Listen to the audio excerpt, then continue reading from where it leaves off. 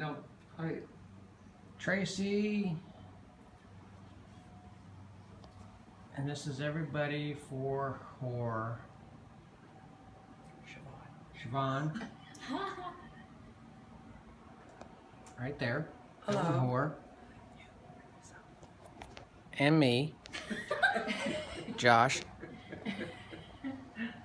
Hello and good evening. I would like to talk about the culture of the Brokaw, yak herders of Bhutan.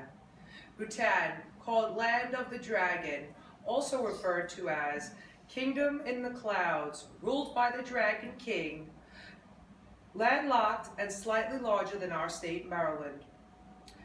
Bhutan is between India and the Chinese-ruled Tibet, east of Nepal. A peasant once said, "If India sneezes or China farts, we get blown away." In Treishigang district, the jewel of the East, lies two villages, Marak and Sektang. There, the Brokpa occupy.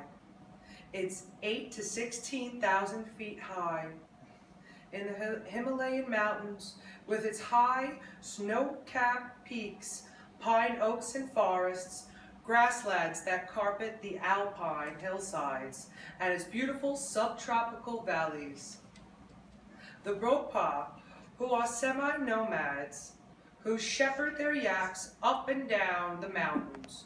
Winter and fall, they spend in the lower elevated villages of Marak and Sektang. Spring and summer, they collectively take their herds as high as 16,000 feet, grazing and foraging. They speak a language called Brokapeke. There is no written form, and it is declining in usage. They practice a Mahayana tantric form of Buddhism, brought in the 8th century by a guru named Rinpoche. Legend has it, he was carried by a flying tigress to the Tiger's Nest Monastery, 10,200 feet high on a side of a cliff. It's an altruistically oriented spiritual practice. Unlike other forms of Buddhism, they believe spiritual enlightenment may be achieved in a single lifetime. All their necessities are yak-based. Meat, tea, booze, and dairy products, which are pink and all prized. Their clothing is unique.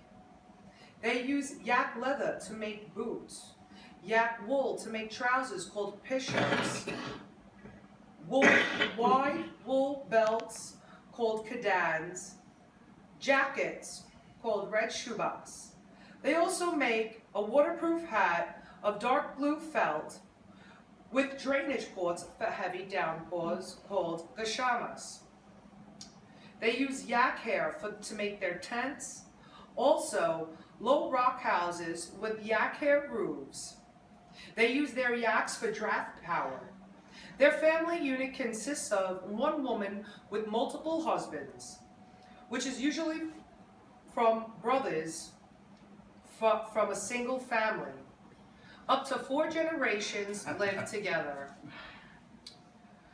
The Brokpa barter their surplus: wool, leather, meat, dairy, and one species of medicinal mushrooms which are rare and valuable, used in traditional Chinese, Tibetan medicines, and even the West to make immunosuppressive drugs. It is helpful in human transplant as it inhibits rejection, also used to treat multiple sclerosis. All of these are exchanged for rice, lentils, and spices. The Brokpa love to sing, dance, and drink. They have festivals with all sorts of activities that last for days. They work hard and play hard as they did for centuries. Modernization is creeping in their lives. Parents, of course, want better for their children. Education integration. Nathan Wang Chuk said, yak herding may survive if we ingeniously blend it with other income-generating activities such as ecotourism and conservation activities. This might help us to keep the young people from leaving. I hope my words have sparked your imagination and given you a glimpse into another people and place. According to a Buddhist monk, culture lies not in objects or monuments, but in the mind of compassion towards all sentient beings. Thank you for listening.